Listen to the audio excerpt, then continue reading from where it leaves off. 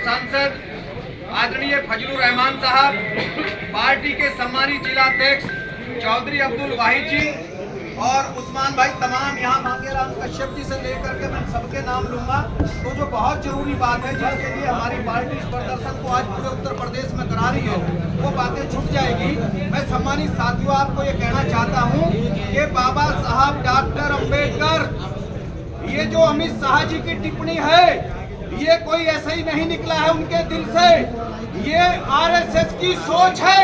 भारत के अंदर एकमात्र बाबा साहब डॉक्टर अम्बेडकर वो नेता है अकेले भारत के।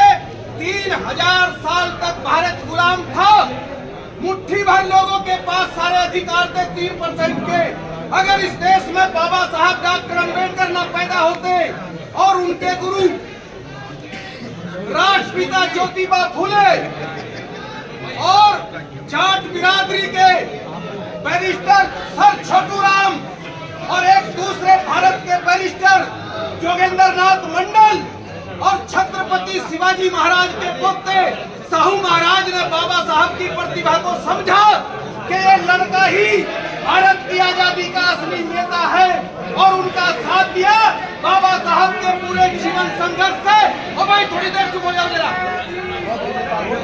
बाबा साहब के पूरे जीवन के संघर्ष से ये भारत का संविधान आया। इस भारत के संविधान से केवल दलित ही नहीं, इस देश की आधी आबादी महिलाओं को बाबा साहब ने आजाद करने का काम किया। और मेरे भाइयों, 4000 जातियां पिछड़ों की है, चाहे वो पिछड़े हिंदू हैं, चाहे मुस्लिम है, चाहे सिख है, उनकी 4000 जातियों के पक्ष में बाबा साहब ने धारा 340 संविधान के अंदर ला करके उनको उनकी हिस्सेदारी देने का काम किया। SC ST और आदिवासियों सबको अधिकार देने का काम किया। हमारे असली भगवान बाबा साहब डॉक्टर अम्बेडकर है। और आरएसएस की जो सोच है, आरएसएस बाबा साहब के ऊपर 100 साल से रिसर्च कर रहा है कि ये अकेला आदमी कैसे इस देश में पैदा हो गया और इसने 3000 साल से हमने जिसे गुलाम बनाया था, इस अकेले आदमी ने उनको आजाद कर दिया।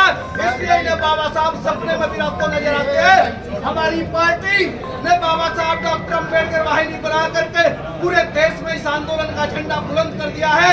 मैं अपनी पार्टी के राष्ट्रीय अध्यक्ष माननीय अखिलेश यादव जी का धन्यवाद करता हूँ और अपनी पार्टी के जिले के तमाम नेताओं का धन्यवाद करता हूँ। जय भीम, जय समाजवाद, बहुत बहुत धन्यवाद। हाजी फजलुर रहमान।